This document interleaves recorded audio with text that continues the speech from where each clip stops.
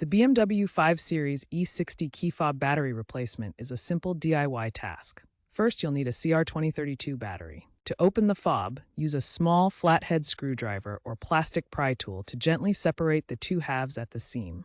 Avoid metal tools to prevent scratches. Once open, remove the old CR2032 battery and insert the new one, ensuring the positive side is facing up. No soldering is required. Simply snap the case back together. This process typically resolves most key fob issues related to battery failure. Remember to handle the batteries safely to avoid short circuits. If your BMW E60 key fob still doesn't work after replacing the battery, reprogramming might be necessary.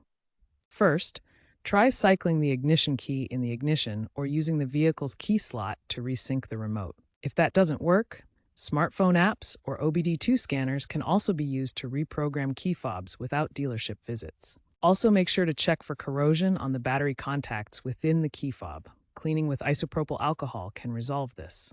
If problems continue, consult your vehicle's owner's manual for specific instructions, or consider consulting a certified technician to avoid damaging the internal circuit board.